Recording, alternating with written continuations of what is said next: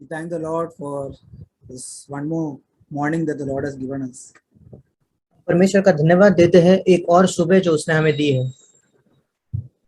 We never should forget that our God is on the throne. हमें ये कभी नहीं भूलना है कि हमारा परमेश्वर सिंहासन पर है।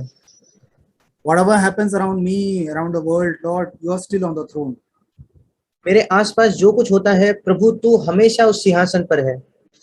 We need to remember that the devil is always trying to put us down through something that happens around us, but we need to stand our guard against the devil by confessing the word of God. हमें याद रखना है कि शैतान निरंतर हमारे आसपास जो होता है उसके द्वारा वो हमें नीचे खींचने की कोशिश करता है, पर हमें परमेश्वर के वचन के द्वारा उसके विरुद्ध में खड़ा होना है। We need to have the right word to resist the devil at the right time. हमारे पास शैतान का सामना करने के लिए सही समय पर सही वचन का होना जरूरी है। And that is why I need to submit to God so that He will give His word at the right time to overcome the devil all the time. इसलिए मुझे परमेश्वर के अधीन होना है ताकि हर समय वो मुझे एक सही शब्द दे जिससे मैं शैतान पर जयवंत हो सकूं। Satan is a defeated foe and he is defeated and is defeated forever. Jesus has defeated him on the cross. शैतान एक हारा हुआ शत्रु है और वो हमेशा के लिए सदा सर्वदा के लिए हारा हुआ है। यीशु मसीह ने उसे क्रूस पर हराया है। And Satan's place in the end is in the lake of fire. और शैतान की अंतिम स्थान जो है वो उस अग्नि के झील में है। We should never forget what authority we have in Christ. हमें ये कभी नहीं भूलना है कि मसीह में हमारा क्या अधिकार है। Because the devil is always trying to make us forget what we are in Christ. क्योंकि शैतान निरंतर ये कोशिश करता है कि हम इस बात को भूल जाए कि हम मसीह में क्या है। So let us really confess and all the time believe and rest in the promises of God. इसलिए आइए हम अंगीकार करें और हर समय विश्वास करें और परमेश्वर के वायदों में विश्राम करें। Jesus said in John 17:3, यीशु मसीह ने यूहन्ना 17:3 में कहा, this is eternal life, अनंत जीवन ये है that they may know God, that they may know Him, the only true God, and Jesus Christ whom you have sent. कि वे तुझ एकमात्र सच्चे परमेश्वर को और यीशु मसीह को जिसे तूने भेजा है जाने। Eternal life is not just living forever. अनंत जीवन ये केवल सर्वदा के लिए जीना ही नहीं है। Eternal life is knowing God more and more in this life, this present life that I am living. अनंत जीवन का मतलब है कि हम परमेश्वर को अधिक और अधिक इस वर्तमान जीवन में जानते हैं जिस जीवन को हम अब जी रहे हैं। As we know Him more, as we know God more, our faith in Him will increase. जैसे हम उसे ज्यादा जानते हैं, जैसा जितना अधिक हम परमेश्वर को जानेंगे उतना ही उसमें जो हमारा विश्वास है वो बढ़ेगा। And we'll know who He is and what He can do for us. और हम जानेंगे कि वो कौन है और वो हमारे लिए क्या कर सकता है। In any marriage relationship, we know that as the husband and wife know each other more, their trust for each other increases. किसी भी विवाहित संबंध में हम जानते हैं जैसे पति पत्नी एक दूसरे को अधिक जानने लगते हैं, उनका एक दूसरे में जो भरोसा है वो बढ़ने लगता है। So as we live in this world, every day the Lord wants us to know Him more so that we can trust the Lord more in our lives. जैसे हम इस संसार में जीते हैं, परमेश्वर चाहते हैं कि हम उसको दिन प्रतिदिन अधिक जाने ताकि हम अपने जीवन पर उस पर अधिक भरोसा कर सकें। In Isaiah 55, we know in Isaiah 55 7-9, यशायाह 55 उसके 7 से 9 वचन में God says, "Let the wicked abandon his way,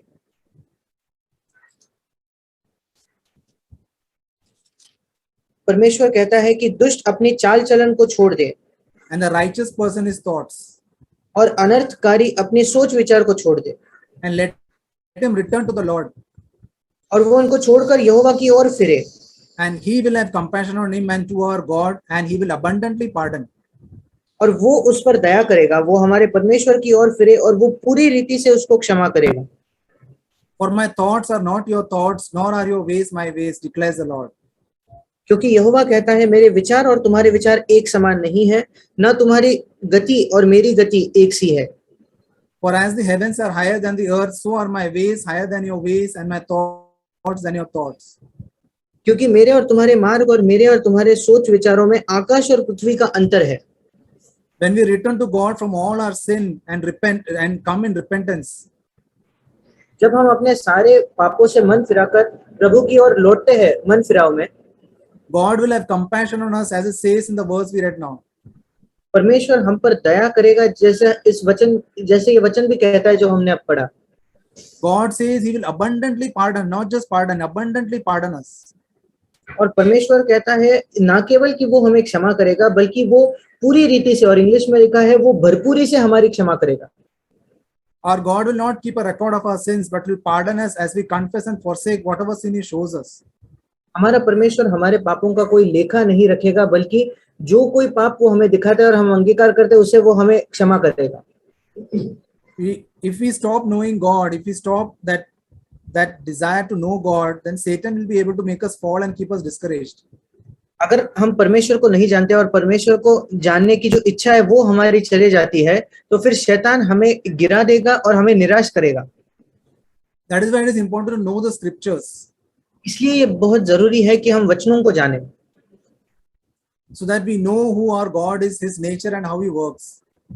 ताकि हम ये जान पाए कि हमारा परमेश्वर कौन है, उसका स्वभाव कैसा है और वो किस प्रकार काम करता है। Through every trial that God allows in our lives, हर एक परीक्षा के द्वारा जो परमेश्वर हमारे जीवन में आने की अनुमति देता है, God wants us to know Him through those trials.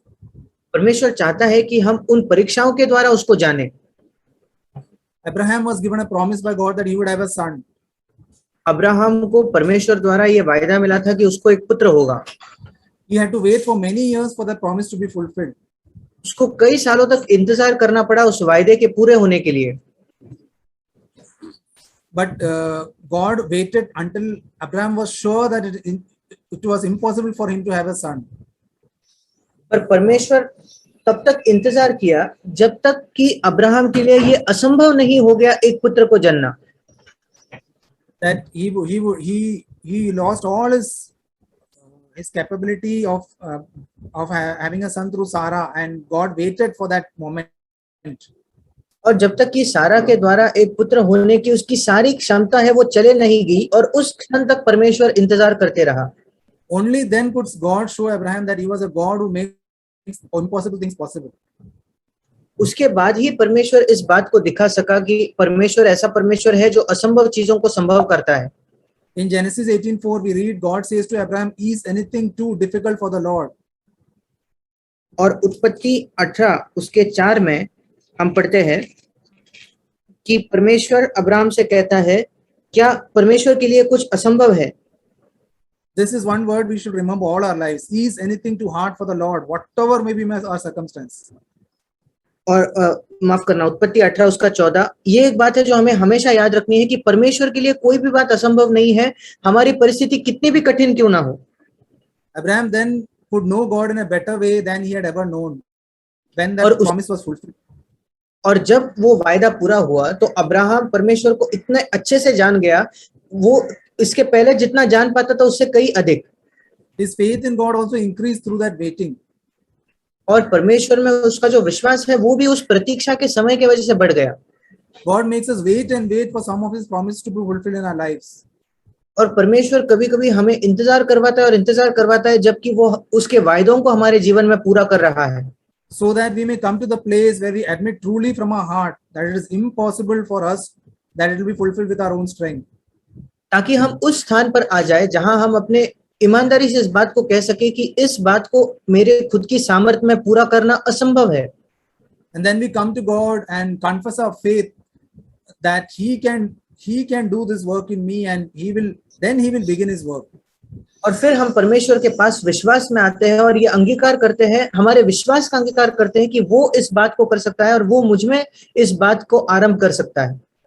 When we read the Gospels, all the Gospels we read, we don't read a single instance where Jesus couldn't do a miracle, like Jesus couldn't do anything about some situation that people came to Him. जब हम सुसमाचारों को पढ़ते हैं तो हम पाते हैं कि ऐसी एक भी परिस्थिति नहीं थी जब लोग उसके पास आए और यीशु मसीह कुछ ना कर पाया। It was always that Jesus could do a miracle in that person. और हर समय यीशु मसीह उस व्यक्ति में एक चमत्कार कर पाया। Only where there was a lack of faith is where Jesus couldn't do anything. केवल जिस परिस्थिति में विश्वास की कमी थी उसी परिस्थिति में यीशु मसीह कुछ न कर पाया। Before doing any miracle, Jesus asked whether that person believed that he could do it for him. किसी भी चमत्कार के पहले यीशु मसीह पूछता था कि क्या उस व्यक्ति के पास विश्वास है कि यीशु उसके लिए इस बात को कर सकता है। And only when he believed, and then Jesus did it for him. और केवल जब वो व्यक्ति विश्वास करता था तो यीशु मसीह उसके लिए उस बात को कर देता था। We might have certain challenges in our lives where we have totally failed in our Christian life. हमारे जीवन में ऐसे कुछ चुनौतियां हो सकती है जहां हमारे मसीह जीवन में हम पूरे तरीके से असफल हुए हैं। And we have come to the place we have given up. और हम ऐसे जगह आए हैं जहां हमने हार मान ली है। And that is a place when we confess to God that there is no more chance that anything can happen now. और यही वो जगह है जहां हम परमेश्वर के सामने ये मान लेते हैं कि प्रभु अब यहाँ कुछ नहीं हो सकता, इसकी कुछ होने की संभावना ही नहीं है। And then the Lord gives us faith to believe that He is able to do things from an impossible situation. और फिर परमेश्वर हमें विश्वास देता है कि वो ऐसी बातें कर सकता है एक असंभव जगह से भी। It could be that we are defeated by some sin like anger or lusting. ऐसा हो सकता है कि हम किसी पाप से हारे हुए हैं, मानो गुस्सा या लालसा।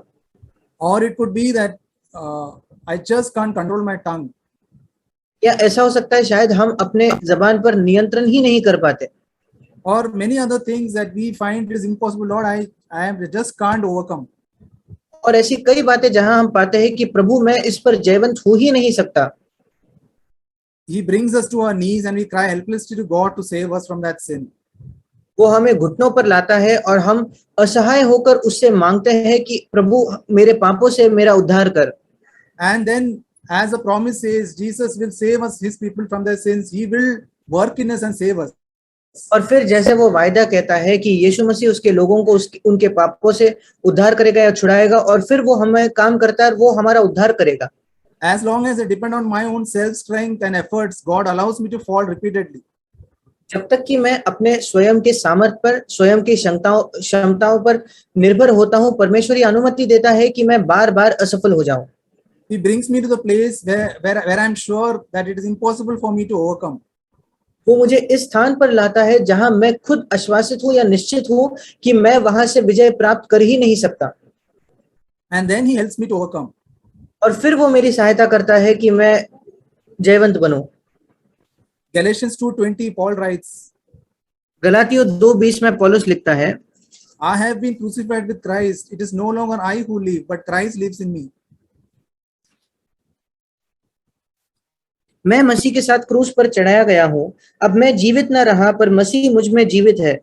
And the life that I now live in the flesh, I live by faith in the Son of God who loved me and gave Himself up for me. और मैं शरीर में अब जो जीवित हूं तो केवल उस विश्वास से जीवित हूं जो परमेश्वर के पुत्र पर है, जिसने मुझसे प्रेम किया और मेरे लिए अपने आप को दे दिया। This is what God wants to make real in my life. यही परमेश्वर मेरे जीवन में सच करना चाहता है। I confess from my heart that myself is crucified with Christ. मैं अपने हृदय में इस बात का अंगीकार करता हूं कि मेरा खुद ही का जीवन मसीह के द्वारा क्रूस पर चढ़ाया गया है। It is no longer myself that lives. अब मैं खुद वहां नहीं जीवित हूं। It is no longer me depending on my self strength to overcome. अब मैं अपने स्वयं के सामर्थ्य पर निर्भर नहीं हूं कि उसके द्वारा मैं जयवंत हो जाऊं।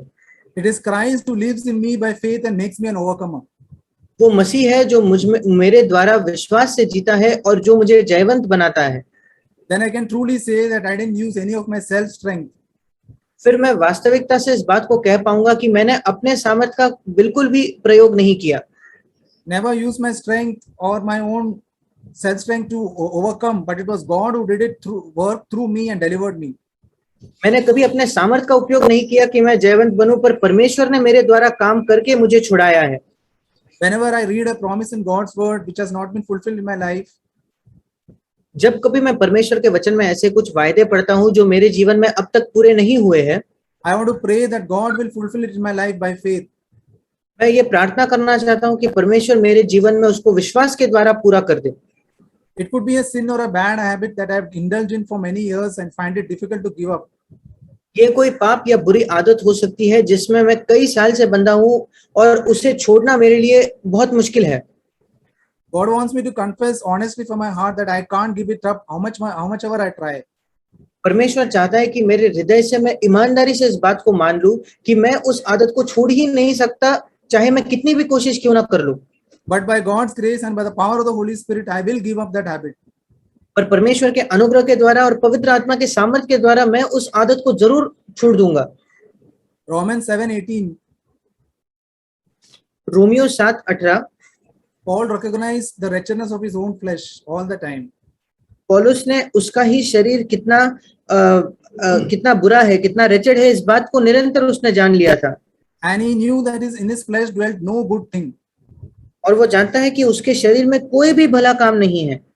Since he was aware of this, he could always depend on God to work out God's righteousness in his life. क्योंकि वो इस बात को समझ गया था, इसलिए वो brother can you repeat? Since he was aware of this, that in his flesh there is no good thing, he could always depend on God to work out God's righteousness in his life. क्योंकि वो जान गया था कि उसके शरीर में कोई भली वस्तु नहीं रहती, इसलिए वो हर समय निर्भर हो सकता था कि परमेश्वर उसके जीवन में अपनी धार्मिकता को लाए। His life was a life of constant yielding and surrendering of his own will. उसका जीवन एक निरंतर अपने खुद ही के इच्छा को समर्पित करने का जीवन था। We read about Jesus that he was tempted like us in all things, but he never sinned. हम यीशु के बारे में पढ़ते हैं कि वो सारे बातों में परखा गया, उसके बावजूद वो निष्पाप निकला, उसने कभी पाप नहीं किया। It was not because Jesus was the son of God that he never sinned. ये इस वजह से नहीं था कि यीशु मसीह परमेश्वर का पुत्र है और इस वजह से उसने पाप नहीं किया। The secret was that he always depended on his heavenly Father to do the will of God and to accomplish every work that God wanted him to do. और रहस्य ये था कि वो हर समय परमेश्वर पर निर्भर होता कि वो परमेश्वर की इच्छा पूरी करे और हर उस काम को पूरा करे जो परमेश्वर चाहता है कि वो करे। The word of God encourages us again and again to fix our eyes on Jesus. परमेश्वर का वचन हमें बार बार प्रोत्साहित करता है कि हम अपनी आंखों को यीशु मसीह पर लगाएं। To consider Jesus who faced the struggles we face in our daily lives. कि हम यीशु मसीह को देखें जिसने उन्हीं दिन प्रतिदिन के संघर्षों का सामना किया, जिन संघर्षों का सामना हम अपने जीवन में करते हैं। Jesus is able to save us to the uttermost, but he wants us to confess our failure. यीशु मसीह हमें पूरी तरीके से छुड़ाने के लिए, उद्धार करने के लिए सक्षम है, पर वो चाहता है कि हम अपनी असफलताओं को मान ले। To depend on him completely and come to Jesus with faith. और हम पूरी तरीके से उस पर निर्भर हो और यीशु मसीह के पास विश्वास से आए। And he will fulfill his will in our life. और वो अपनी इच्छा को अब हमारे जीवन में पूरा करेगा। It says in Philippians 2:12. और फिलिपियो उसके 2:12 में लिखा है, For it is God who is at work in you both to will and to do for his good pleasure. क्योंकि वो परमेश्वर ही है जिसने अपनी 13 वचन, क्योंकि परमेश्वर ही है जिसने अपने सुइच्छा निमित्त तुम्हारे मन में इच्छा और काम दोनों बातें का करने का प्रभाव डाला है। It is God who gives us the desire and the ability or strength to overcome. परमेश्वर ही है जो हमें इच्छा और क्षमता या सामर्थ्य देता है जिसके द्वारा हम जयवंत होते हैं। I work out my salvation with fear and trembling as I see God giving me the desire and ability to work it out in my life. और मैं अपने उद्धार का काम डरते और कांपते हुए पूरा करता हूं जब मैं देखता हूं कि परमेश्वर उसको मेरे जीवन में पूरा कर रहा है। God wanted to teach the children of Israel about him driving out the giants in the land of Canaan. परमेश्वर इस्राएली लोगों को यह सिखाना चाहता था कि कैसे वो खुद कनान देश के सारे राक्षसों को वहां से निकालेगा। God wanted them to know that they can't drive it out with their own self strength. परमेश्वर चाहता था कि वो इस बात को जाने कि वे अपने खुद के सामर्थ्य से ये नहीं कर सकते। But we know that spies that were sent out to the land of Canaan, they didn't believe in God's ability. पर हम जानते हैं जिन जासूसों को कनान देश में भेजा गया था वे परमेश्वर की क्षमता पर भरोसा नहीं कर रहे थे। They saw the giants and they saw themselves only. They didn't see God. उन्होंने उन राक्षसों को देखा और फिर उन्होंने खुद अपने आप को देखा, उन्होंने परमेश्वर को देखा ही नहीं। That's why none of them could enter the land of Canaan, because they didn't believe that God is able to deliver them. इसलिए उनमें से कोई भी उस कनान देश में प्रवेश नहीं कर पाया क्योंकि वो ये विश्वास नहीं कर पा रहे थे कि परमेश्वर उनकी सहायता करेगा। Only except Joshua and Caleb, who believed that God is able to drive out the enemies from the land. केवल यहोशू और कालेब भी थे जो ये विश्वास कर पाए कि परमेश्वर सक्षम है कि उन राक्षसों को, उन शत्रुओं को उस देश से वो भगाए। In Numbers 14, गिनती उसके 14 अध्याय में 7 and 8, we read about they saying, they confessing that और 7 और 8 वचन में हम पढ़ते हैं कि कैसे इस्राएली लोग इस बात का अंगीकार करते हैं। The land which we pass through to spy out is an exceedingly good land. If the Lord is pleased with us, then he will bring us into this land and give it to us, a land which flows with milk and honey. जिस देश का भेद लेने को हम इधर उधर घूम कर आए हैं वो अत्यंत उत्तम देश है। यदि यहोवा हमसे प्रसन्न हो तो हमको उस देश में जिसमें दूध और मधु की धाराएं बहती है पहुंचाकर उसे हमें दे देगा। See the focus here, it's God who will bring us into this land. देखिए यहाँ ध्यान किस बात पर है कि वो परमेश्वर है जो हमें उस देश में ले आएगा। It is God who gives me victory in my life where I'm defeated. वो परमेश्वर है जो मेरे जीवन में उस क्षेत्र में मुझे विजय देता है जहां मैं हारा हुआ हूं। Even if I fail till now, I will confess, Lord, you will bring me victory in my life through your power.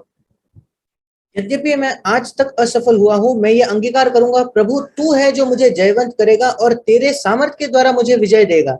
If we look at ourselves, we will remain defeated. अगर हम अपने आप की ओर देखते रहे तो हम हारे हुए ही रहेंगे। Satan just shows us our failures and wants us to keep us discouraged. शैतान केवल हमें अपनी असफलताओं को दिखाता है और वो चाहता है कि वो हमें निराश रखे। We should not yield to that, but rise up in faith, believing that God will fulfill His promises in our life. हमें इस प्रलोभन के राजी नहीं होना है, बल्कि हमें विश्वास रखना है कि परमेश्वर उसके वायदे को हमारे जीवन में पूरा करेगा। God wants us to look at Him and His ability to help us when we fall. परमेश्वर चाहता है कि हम उसकी ओर देखें और उसकी क्षमता को देखें जब कभी हम गिर जाते हैं। Proverbs 24:16 reads, "For a righteous man falls 7 times and rises again." नीति वचन 24 उसका 16 वचन कहता है कि धर्मी चाहे 7 बार गिरे तो भी उठ खड़ा होता है।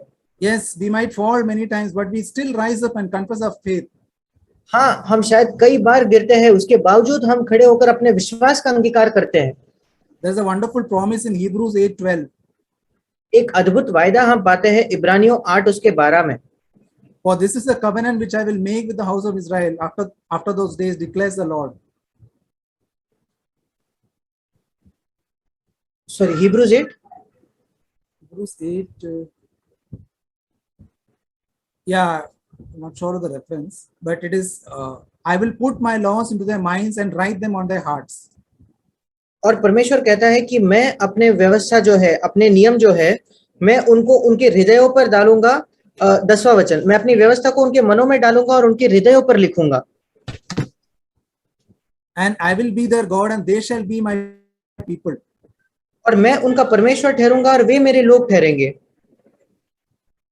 And they will not teach each one of his fellow citizen and each one his brother, saying, know the Lord. और 11वां वचन, और हर एक अपने देश वाले को और अपने भाई को यह न शिक्षा न देगा कि तू प्रभु को पहचान। For they will all know me from the least to the greatest of them. क्योंकि छोटे से बड़े तक सब मुझे जान लेंगे। For I will be merciful toward their wrongdoings and their sins I will no longer remember.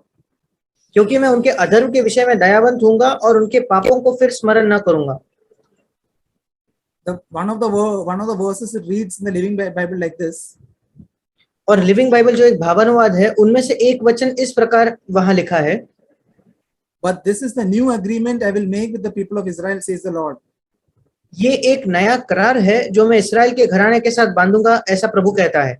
I will write my laws in their minds so that they will know what I want them to do, even without my telling them. मैं अपने व्यवस्था को उनके मन में लिखूंगा ताकि वे इस बात को जानेंगे कि मैं क्या चाहता हूं कि वो करे, इसके बजाय कि मैं उन्हें उस बात को बताऊं। And these laws will be in their hearts so that they will want to obey them. और यही नियम उनके हृदयों में भी होंगे कि वो चाहेंगे कि वो इन नियमों का पालन करें। And I will be their God and they shall be my people. और मैं उनका परमेश्वर ठहरूंगा और वे मेरे लोग रहेंगे।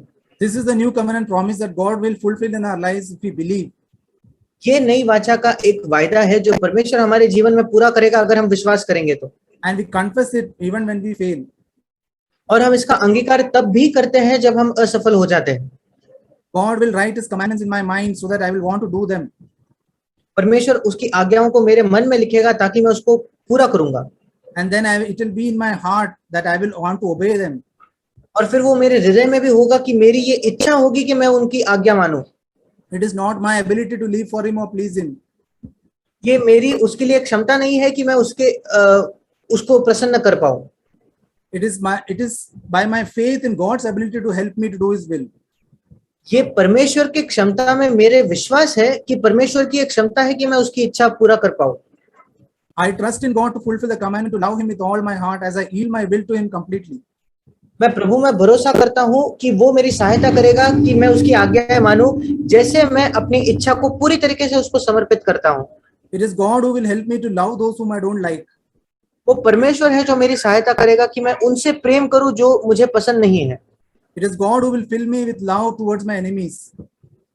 वो परमेश्वर है जो मुझे अपने शत्रुओं के प्रति मेरे हृदय में प्रेम देगा। It is God who will help me to give myself completely at home in order to love. वो परमेश्वर है जो मेरी सहायता करेगा कि मेरे घर में पूरी तरीके से मैं प्रेम कर पाऊं And to love like Jesus loved us and gave Himself up for us. और उस प्रकार प्रेम रखूं जैसे यीशु ने प्रेम रखा और हमारे लिए अपने आप को दे दिया। I don't want to be discouraged by any number of failures in my life.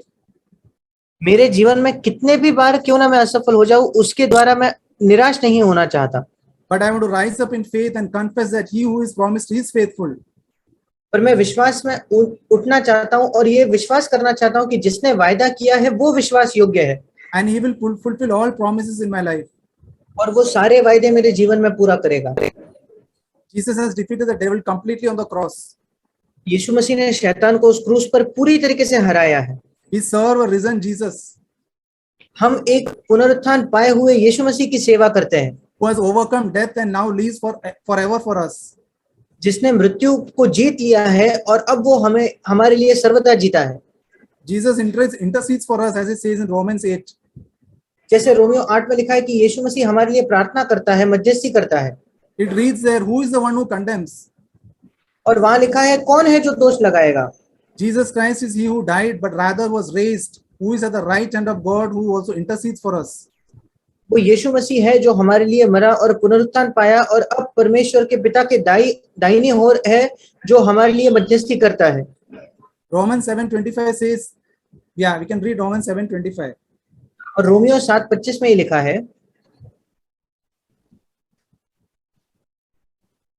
Should I read it? Yeah. हमारे प्रभु यीशु मसीह के द्वारा परमेश्वर का धन्यवाद हो, इसलिए मैं आप बुद्धि से तो परमेश्वर की व्यवस्था का परंतु शरीर से पाप की व्यवस्था का सेवन करता हूं।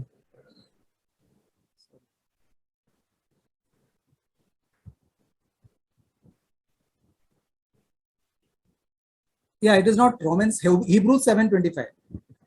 सॉरी, इब्रानियों 7:25। इसीलिए जो उसके द्वारा परमेश्वर के पास आते हैं वो उनका पूरा पूरा उद्धार कर सकता है क्योंकि वो उनके लिए विनती करने को सर्वदा जीवित है। Yes, God is able to save us forever. God is able to save forever those who come to God through Him. परमेश्वर हमेशा उनका उद्धार कर सकता है जो विश्वास के द्वारा उसके पास आते हैं। God wants me to come to Him admitting when I fail and trust in Him.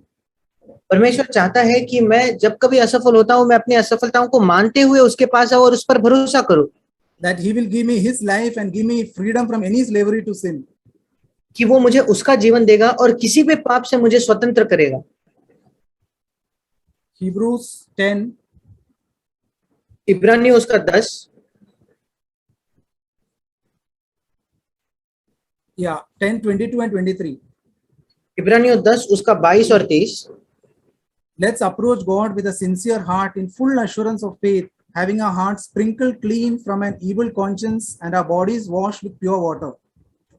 तो आओ हम सच्चे मन और पूरे विश्वास के साथ और विवेक का दोष दूर करने के लिए हृदय पर छिड़काव लेकर और देह को शुद्ध जल से धुलवाकर परमेश्वर के समीप जाए। Let's hold firmly to the confession of our hope without wavering, for He who promised is faithful.